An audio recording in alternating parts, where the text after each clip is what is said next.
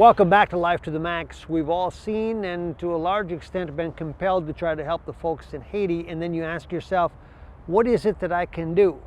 Maybe I don't have the means to give money, but maybe there's something that can be done. There's a French club that made that decision. They said, what can we do to help Haiti? And what they found is that if you get creative, there's plenty of ways to give.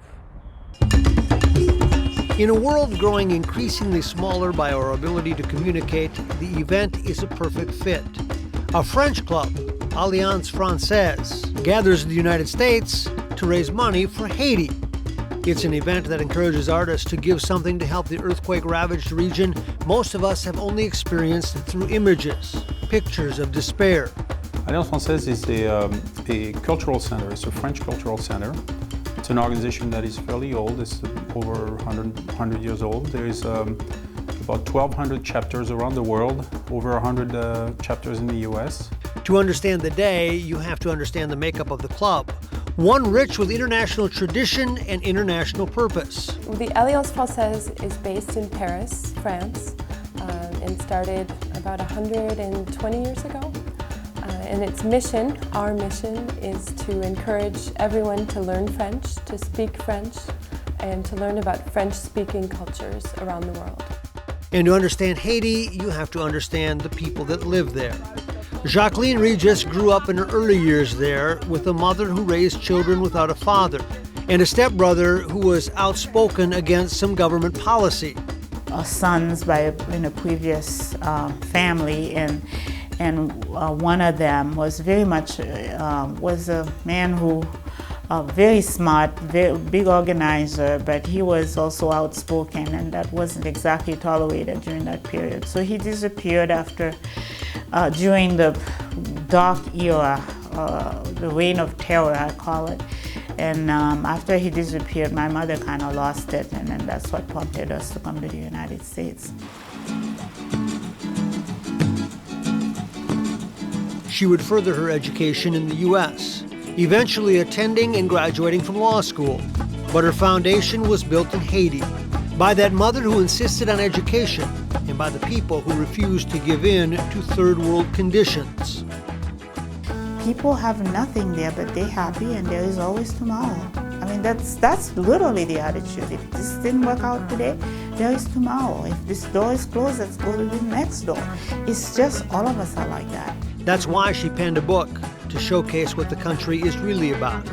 Not just poverty-stricken and disaster-torn, but alive, with a will that is almost innate to the people who grew up there, seeking to live a life of happiness not contingent on conditions, but on state of mind. That's why these events are important, to showcase some local talent in many forms. I couldn't ask for a better venue to play in, to go for a cause. Doctors Without Borders, outstanding organization. And part of my day job is cooking. And so a lot of that, putting myself into it. So it's, as much like Doug said, I can't contribute art, but I can contribute music. This is the kind of thing I do, even if it's just me. But I really look forward to having Mike play together. We've asked our community of artists to donate pieces that we can sell, and 100% of the proceeds will go to relief efforts to other nonprofit organizations. But what the Alliance has contributed was the space to hold the sale, and our mailing list, our publicity. We've really opened our doors, opened it as well to our members, to our volunteers, to ask them to help and contribute. While there is a French connection to Haiti, there is a connection with anyone that has visited the country. Missions trips teach you much. For Dean Bratz, it was an education in pride and in progress. Oh, Haiti is a very beautiful country. It's too bad that the country has been depleted as far as the soil.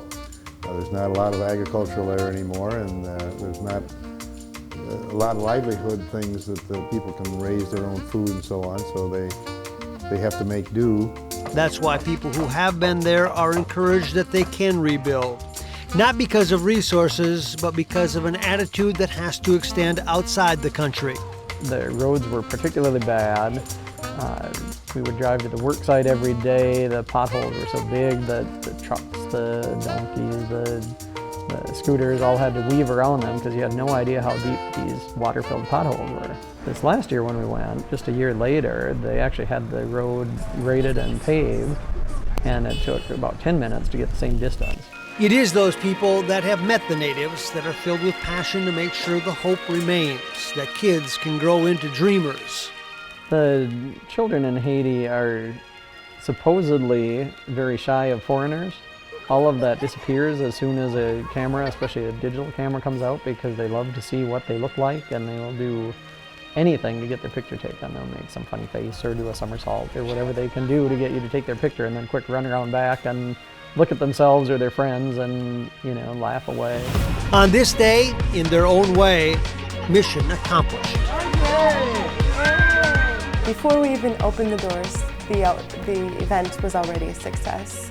The fact that we had 60 local artists step forward and donate 180 pieces of art for this cause, to give that to a charity, to sell for another charity, for people we don't know that live on the other side of the hemisphere almost, you know, that's a huge success. Life to the Max is brought to you by Life Touch, photography for a lifetime.